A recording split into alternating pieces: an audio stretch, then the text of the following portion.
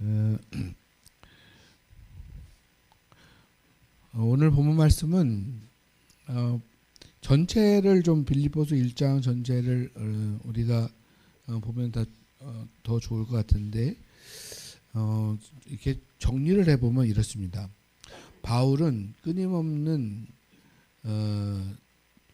그 딜레마, 끊임없는 딜레마의 싸움에 있었다. 예요. 그것은 히브리서 11장에 보면 우리 11장 한번 볼까요? 히브리서 11장에 보면 1절에 믿음은 바라는 것들의 실상이고 보이지 않는 것들의 증거다. 이 말은 상당히 이렇게 상반된 개념이에요. 믿음과 실상, 보이지 않는 것과 증거. 그죠? 그리고 나서 이 빌립보서의 1장에 들어가 보면 바울이 지금 너희들이 나의 지금 상태, 내 안에서 본 바고 내 안에서 듣는 바가 지금 너희 안에도 있다. 뭐가 있냐면 그 싸움이 있다. 교회가 오늘날 이 싸움이 있어야 되는 거예요. 우리가 너무 성공주의 신앙에 빠지게 되어지면 성공해가지고 우리가 영적으로 성공하면 또 하나님 앞에서 완전하게 되어지면 이 딜레마가 없을 것이다. 물론 이제 궁극의 하나님 나라에 가서는 그것이 없죠. 왜냐하면 그때는 믿음이 없기 때문에. 왜냐하면 이 딜레마가 있어야 믿음이라고 하는 것이 생기는 거예요. 안 그러면 믿음이 필요가 없어요. 실상이 드러나고 증거가 보이게 되어지면 더 이상 믿음이라고 하는 건 필요가 없습니다. 그래서 오늘 바울이 1장에 좀 위에 올라가 보면 내가 오히려 주님하고 같이 있는 것이 나에게는 더 유익이다 이렇게 얘기를 해요. 그 얘기는 곧 뭐냐면 내 지금 신앙이 이러한 그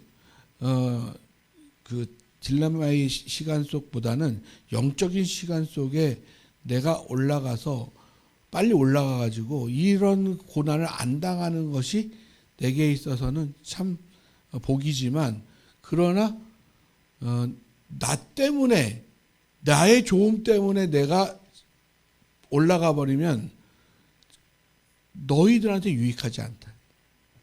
내가 이 고난 가운데 있지만 그러나 이 고난 가운데 있어서 있음으로 말미암아 너희에게는 유익하다라고 얘기를 하고 있어요.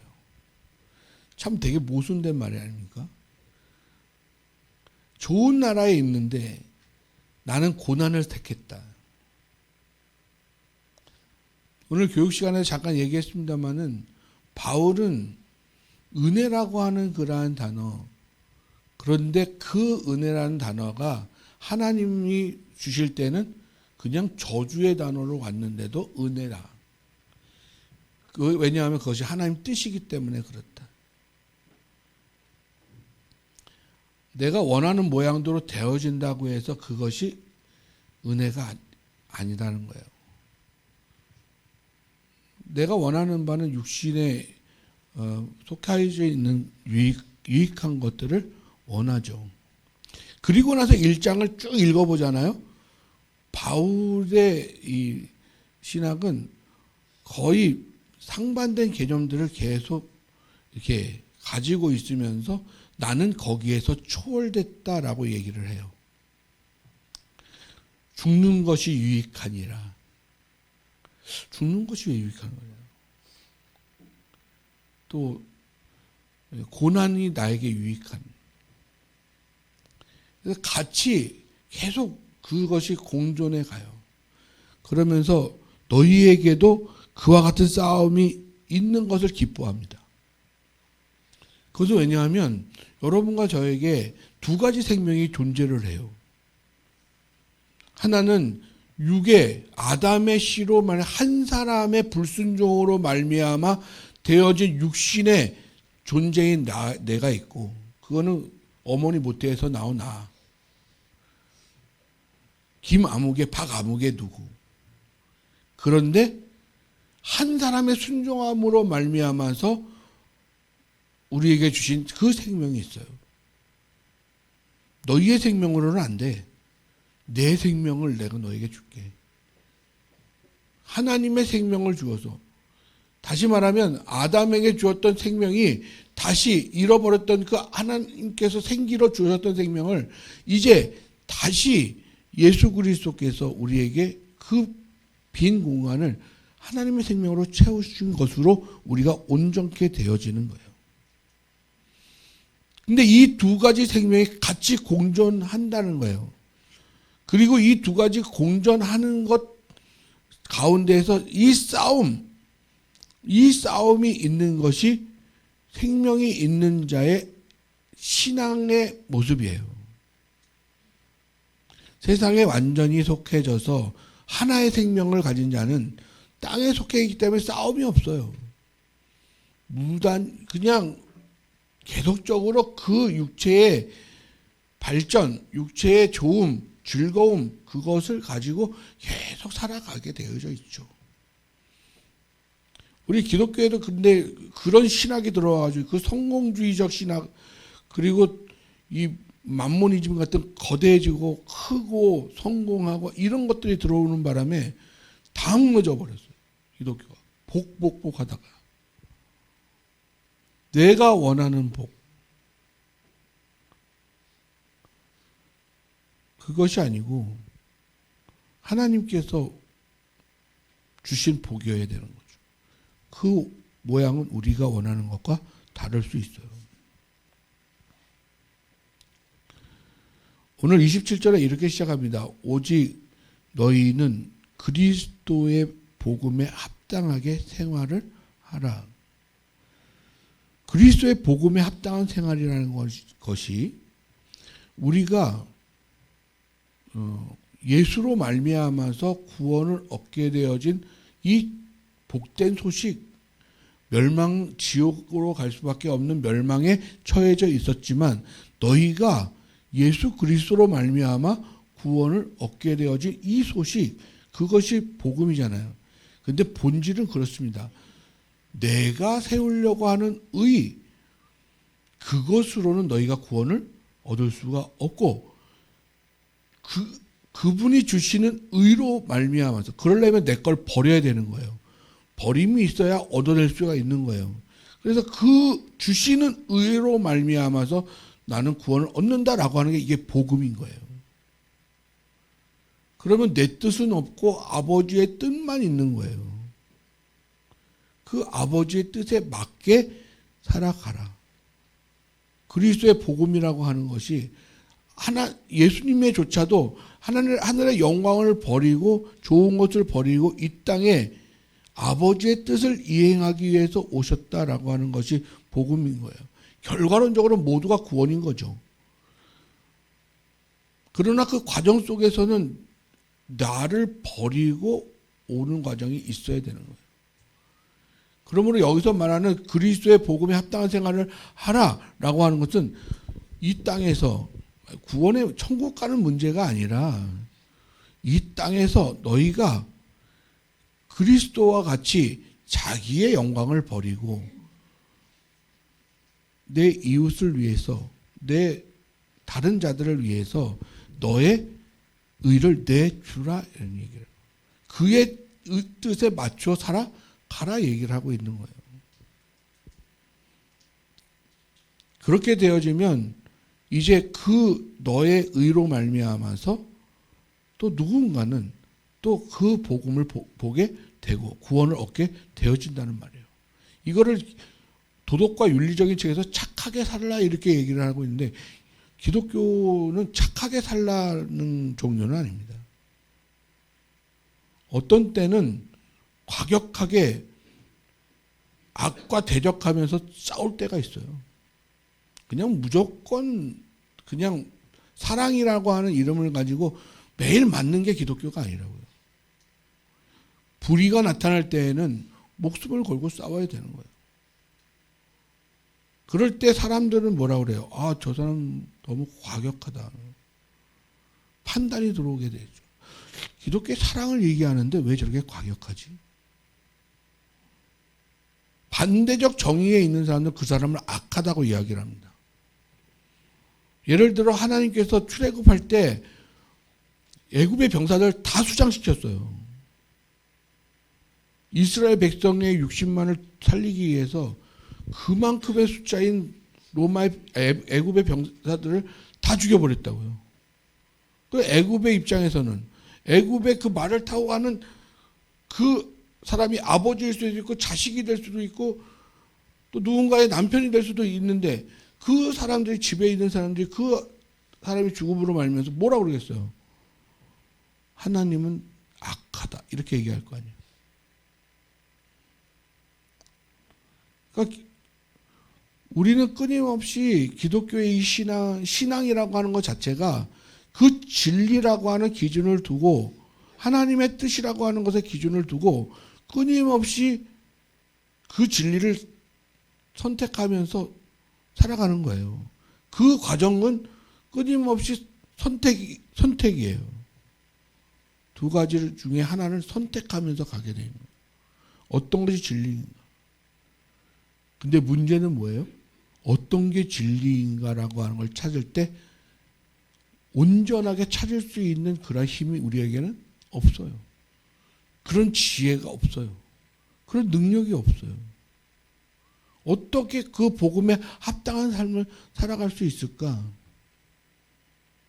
그렇기 때문에 우리는 기독교인들은 그래서 정말 깊이 신앙 가운데 깊이 들어간 사람들은 갑자기 멘붕이 와버려요. 아니 이 의를 가지고 살아가야 되는데 오늘도 못 지켰네. 오늘도 실패했네. 또 오늘도 죄를 졌네. 회개하고 또 죄를 지고 회개하고 또 죄를 짓고 그러면서 어떤 문제가 생겨요? 이게 신앙인가? 좀 나아지는 게 있어야지.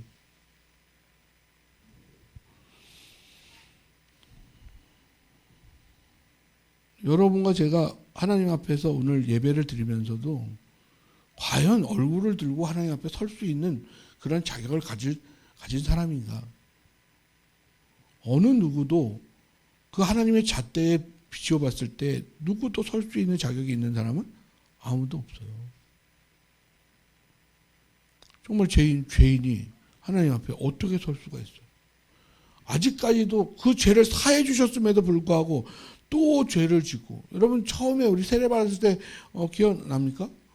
세례 받고 우리가 정말 기도함으로 말미암아서 그리스도를 영접함으로 제사함을 받고 그때 얼마나 순수하고 깨끗했어요. 그래서 너무나도 기뻤잖아요.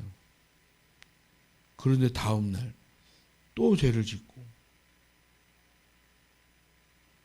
그렇게 해서 신앙이 점점 성장해 가는 그런 과정 속에서 내가 어느 정도의 성장이 되었는데 나를 돌아보면 어떻습니까?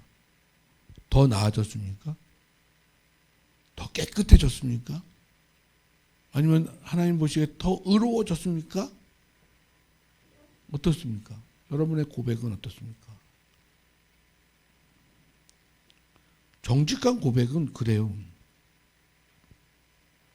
율법을 많이 알면 알수록 하나님의 말씀을 많이 알면 알수록 하나님의 말씀을 더 깊이 또 자세하게 또 넓게 보면 볼수록 나의 죄는 더 드러납니다.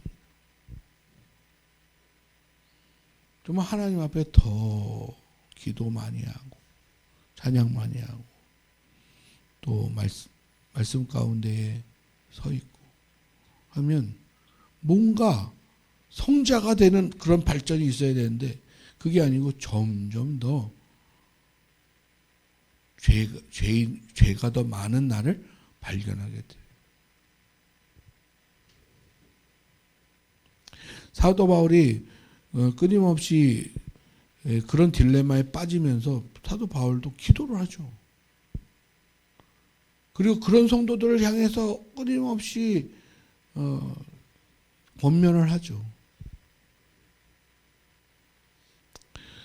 그 권면은 뭐냐면 하나님은 성속이 없다. 거룩하고 속된 것이 하나님에게는 없다는 거예요. 단지 인간이 볼 때 하나님이 우리를 향해서 판단하실 때 너는 선하고 너는 악하다. 너는 거룩하고 너는 속되다. 라고 하는 그러한 인간의 죄성 때문에 판단되어진 어떤 그러한 모양 때문에 하나님은 그러면 거룩하신 하나님이지. 하나님은 그리고 속된 하나님이지. 이렇게 만약에 판단을 해버린다면 인간하고 다를 게 뭐가 있어요. 영은 그런 게 없어요. 영은 이 회전하는 그림자도 없는 게 영이에요. 동전의 양면이 있는 게 아니에요. 굳이 설명하자면 동전의 양면이 아니라 동전 세게 돌려보셨습니까? 동전을 팅 하고 돌려보면 앞면과 뒷면이 처음엔 두 개가 있지만 팅 돌려버리면 회전을 하면서 앞이 뒤가 없어요. 회전 그냥 동그랗죠. 영은 그거보다 더 뛰어난 존재죠. 그런데 하나님이 속되고 거룩한 게 어디 있어요? 그렇기 때문에 하나님에게 있어서는 이 고난이란 개념과 또 우리에게 오는 복의 개념이 달라요. 우리하고는 다르다고 생각이. 어떤 데는 고난이 복이고 어떤 때는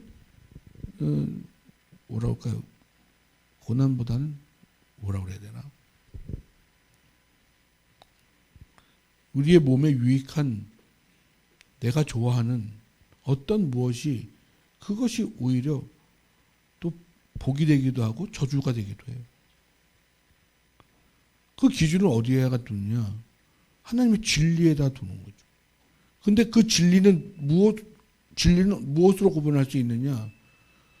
지난주에도 말씀을 드렸지만 성령에 의해서만 구별할 수가 있는 거예요. 그래서 바울이 성령의 사람이다라고 하는 것은 다른 데 있지 않아요. 그 결과가 그는 고난에 처할 줄도 알아요. 그리고 그 유익함에 처할 줄도 알아요. 또 가난함에 처할 줄도 알아요. 부유함에 처할 줄도 알아요. 바울은요, 지식에 있어서 정말 뛰어난 사람입니다. 완성된 사람이에요, 바울. 예수를 만날 때도 바울 같으면 지식으로 만날 것 같잖아요. 희한해죠. 바울 같은 학자 같은 사람은, 바울은 이 신약 성경에 반을 썼잖아요. 그만큼 지식으로 뛰어난 사람이란 말이에요. 여러분, 이게 1급 전도자라고 그러는데, 그거를, 말로는 할 수 있어도 이 글로 이렇게 쓸 수 있는 거는 보통 사람이 쓰는 게 아니에요. 그래서 13권을 썼잖아요. 신약성경 전체를 썼잖아요. 그 베이스가, 이 사람의 신앙의 바탕의 베이스는 히브리적 사고예요. 히브리적 사고. 근데 딱 쓰는 논리는 로마서 보면요, 한 문장이 몇 장이 걸쳐서 있는 것도 있어요. 한 문장이 안 끝나. 그럼 어디서 논리가 가다가 막 섞여가지고 도대체 이게 무슨 말을 하는 건지 막 모를 때 있어요. 그런 논리를 써내려가려면 정말 보통 사람이 아니면 써내려갈 수 없잖아요. 그럼 이런 사람은 하나님을 만날 때 어떻게 만나야 돼요? 말씀으로 만나야죠. 그리고 나서 그가 뭘 공부를 해요? 로마 시민권을 가졌기 때문에 헬라적 공부를 하죠. 예? 헬라적 공부를 하잖아요. 헬라적 철학은 상당히 이성적이에요. 논리적이고. 그 히브리적인 그 마인드에 어떤 뭐로 얘기하냐면, 히브리인들은 되게 함축돼요, 언어가. 단어 하나가 함축되어져 있어요, 이렇게. 하나에. 그래서 해석을 하려면 띄어내야 돼요, 이렇게. 하나씩. 붙어 있는 단어를 하나씩 띄어내야죠. 앞에 세계, 뒤에 세계를 띄어내야. 헬라는 그렇지 않죠.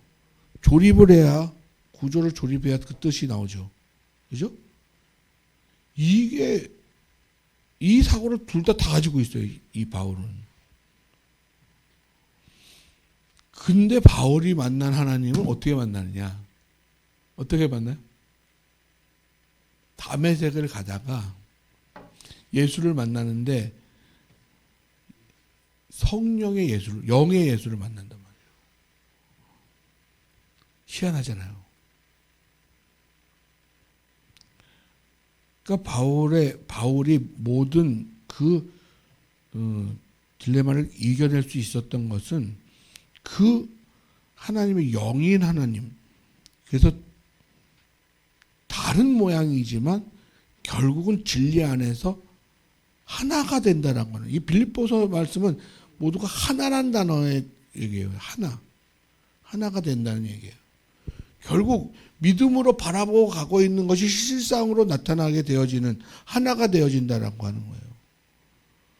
그래서 결국 우리가 지금 보고 가고 있는 믿음의 그 길이 나중에 하나님 나라에서 완성이 되어지게 되어지는 거예요. 그래서 지금 두 개 같죠. 그렇지만 그것은 결국은 하나가 되어지는 것을 경험하게 되어지는 게 신앙이에요. 그거를 이제 믿음으로 가지고 가는 거죠. 자, 그러면 이제 바울의 그러한 신앙이 그런 게 있잖아요. 근데 우리는 바울 정도의 신앙이 아니잖아요. 그러니까 계속 우리는 이 신앙이 좋았다가 안 좋았다가, 어떤 때는 정말 회개할 때는요, 이럴 때가 있어요. 아유, 했던 죄 또 회개하고, 했던 죄를 또 회개하고, 정말 자존심도 없고 진짜 철면피다 진짜. 어떻게 그렇게 잘못을 계속 회개하고 또 회개하고, 주님 볼낯이 없는 그런 것을 보면서 내 자신이 참 자괴감이 들죠. 나 같은 사람이 될 수 있을까? 그러니까 나는 어느 정도 완성이 돼야 신앙인으로 설 수 있는 거냐? 우리 교회가 어느 정도 성장해야 좀 하나님 보시기에 합당한 교회가 될 수 있는 것인가? 마지막 종말에 갔을 때 이 교회가 그렇게 완성이 될 것인가? 제가 요즘에 이런 소리 많이 듣습니다. 교회가 교회적 역할을 하지 못하기 때문에 교회가 이제 소망이 없다. 교회가 소망이 없다. 교회가 교회로서의, 오늘 본문을 얘기하자면 그리스도의 복음에 합당한 생활을 하는 교회여야 하는데 그렇지 못한, 약한 자들에게 또 가난한 자들에게 손을 뻗쳐야 될 그런 자리에 사랑으로 가야 되는데 사랑으로 못 가고, 불의한 것을 보았는데 불의한 것에 대하여서 불의하다 이야기하지도 못하는 이 교회의 그런 현실을 보면서 교회에 소망이 없다. 개인적으로는 어떠냐는 거예요. 그러면 개인적으로 봤을 때 여러분은 소망이 있느냐는 거예요. 여러분 그래요? 불의한 거 보면 그래요? 아니면 국률하고 자비를 베풀어야 될 거에 가서 그렇게 행동을 하고 있는가? 적어도 나만큼의, 적어도 나이가 50이 됐고 60이 됐고 70이 됐고 더 많으면 많을수록 그것의 정도가 더 깊어지고 넓어져야 되는 게 맞잖아요. 여러분 어렸을 때 어떻게 사셨는지, 우리가 1960년, 70년, 80년, 90년 밀레니엄 오면서 어땠어요, 나라가? 어려웠죠. 그러나 지금 보면 엄청나게 부강했죠. 많이 발전하지 않았습니까, 우리나라? 경제는 10대, 10개의 손가락에 꼽히고, 군사력도 5위 정도 되고, 이 조그만 땅덩어리에서 올림픽 했다 하면 날리고, 이 조그만 땅덩어리에서, 예? 요즘 또 안세영이가 난리잖아요, 그죠? 안세영이. 그 친구 보면 참, 대단한 친구예요. 난리잖아요. 조그만 땅덩어리예요. 이렇게 그 시대에는 어땠어요? 그 시대에는 불행하다. 발전이 없다. 가능성이 있을까? 소망이 있을까? 그래 왔잖아요. 근데 지금은 어때요? 발전했잖아요. 근데 지금은 또 뭐라 그래요? 소망이 없다.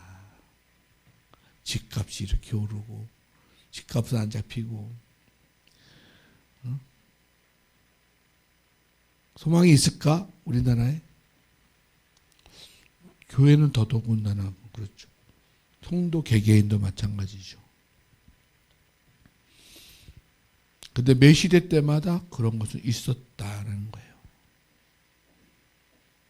어떤 때는 정말 풍족할 만큼 부가 우리 가운데 주어지기도 하고, 어떤 때는 정말 배가 너무 고플 정도로 가난한 처하기도 하고, 이거는 물질뿐만 아니라 정신세계도 마찬가지, 지식에 대한 부분도 마찬가지.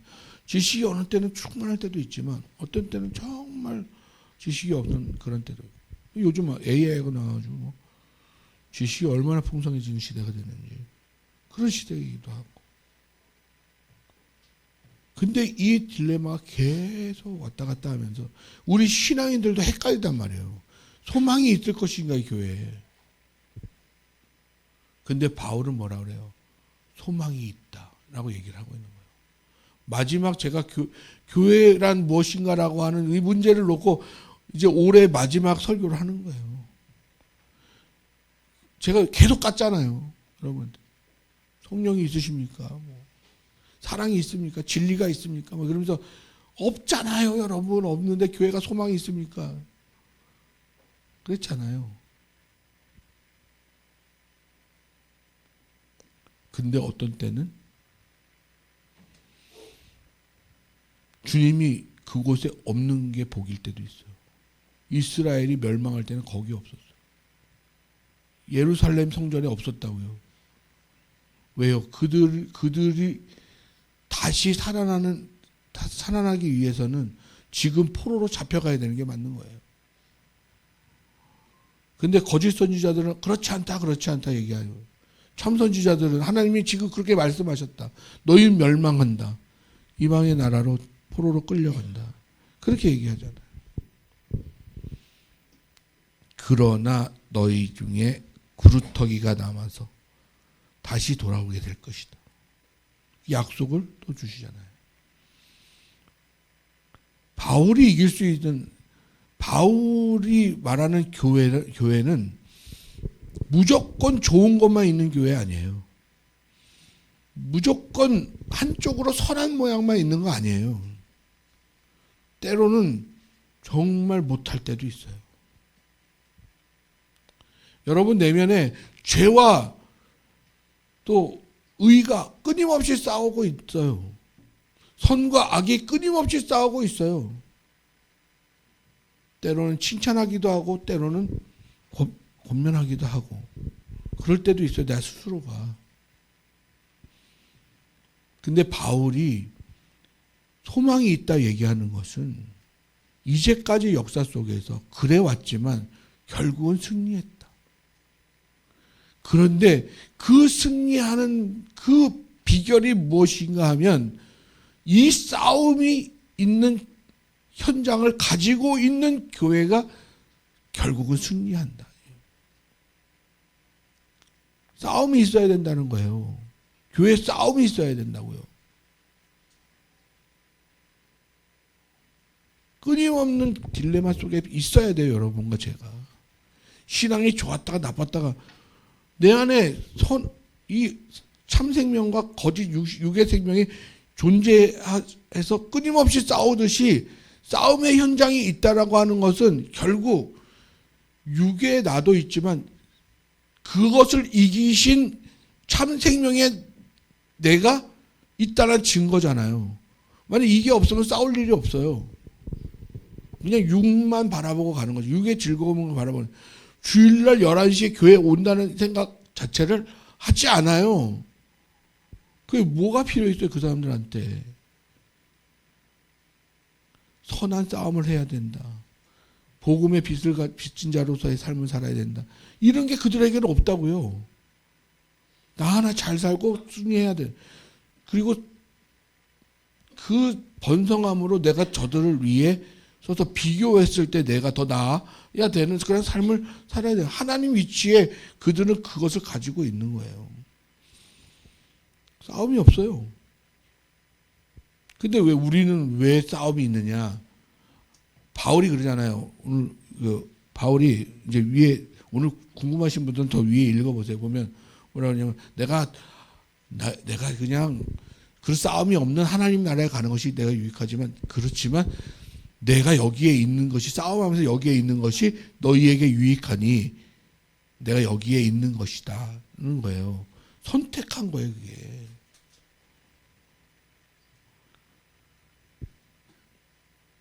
결국에 대한 신앙을 완전하게 가진 사람만 그 마음을 가질 수가 있는 거예요.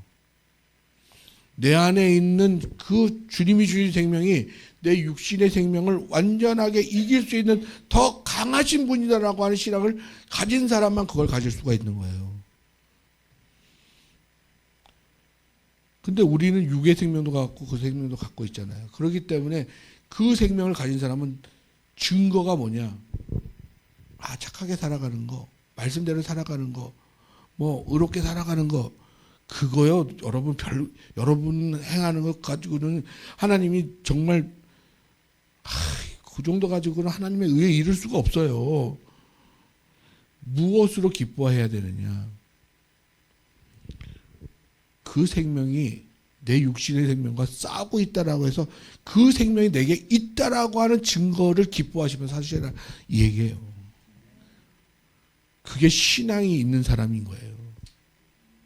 예수님께서 저들을 막 보내고 갔다 왔더니 얘네들이 신나가지고 갔더니 막 예수의 이름으로 막 귀신도 쫓고 막 병도 고치고 죽은 자도 살리고 막 예수님 제가 나가가지고 전도했더니 막 이렇습니다 막 그러면서 막 뭐라 그래요? 그것으로 기뻐하지 말고 그거 별것도 아닌 거야. 하나님 나라에 가면 그냥 그거는 원래 있는 거야. 그냥 그걸로 자랑거리가 되냐? 그냥 너의 이름이 하늘에 기록된 것으로 기뻐하라. 이게 무슨 얘기예요? 그런 역사가 나타난다고 하는 것은 그걸 행했기 때문에 이름이 있는 게 아니라 그런 자이기 때문에 너 하늘나라에 내 이름이 기록되어진 자이기 때문에 그런 역사가 일어나는 거야. 그걸로 기뻐해야지. 여러분의 생명이 예수께서 주신 그 생명이 여러분 안에 있는 그것으로 기뻐하셔야 돼요. 근데 그 생명이 있다는 걸 어떻게 아냔 말이에요. 교회 안에 그 생명이 있다는 걸 어떻게 아냔 말이에요. 어떻게 알아요? 목사님을 보면 알죠. 그래요? 써 있어요. 저 딱 예수 이렇게 써 있어요? 안 써 있잖아요. 목사도 보니까 뭐 별것도 없더라고. 응? 죄도 짓고 뭐. 그래 거기 어떻게 알아요? 생명이 있는지 어떻게 알아요? 여러분 안에 생명이 있는지 어떻게 알아요? 이 사롱교회에 생명이 있는지 어떻게 알아요?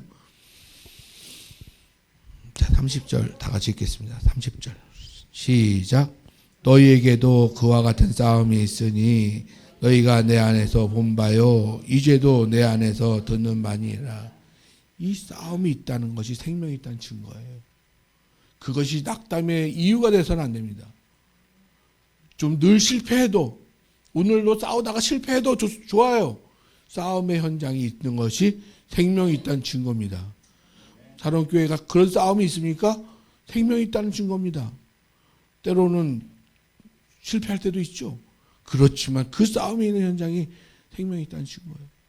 그러면 그 생명이 나중에 오늘 요한계시록에 보면 다 전멸시켜버리더라고요. 그냥 그 마귀들을. 그 결과를 가지신 분이시기 때문에 그 생명이 지금은 지는 것 같고 지금은 나약한 것 같지만 그때 가보면 다 이긴 것을 다 보게 되어져요. 그러니 자 다시 한번 물어볼게요. 한국교회 소망이 있습니까? 없습니까? 여러분의 소망이 있습니까? 없습니까? 있습니다. 그 생명 때문에 있는 겁니다. 그 증거를 그 싸움에서 찾는 우리 교회가 되기를 소망합니다. 기도하겠습니다. 하나님 아버지, 바울도 그 싸움이 있었습니다. 우리도 그 싸움이 있기를 원합니다. 우리 교회도 그 싸움이 있기를 원합니다. 그러므로 그 싸움 속에서 우리 안에 예수의 참 생명이 있음을 확인하는 그러한 소망을 가진 성도들이 되기를 원합니다. 주님 역사하여 주옵소서. 감사드리며 모든 말씀 우리 주 예수 그리스도의 이름으로 기도합니다. 아멘.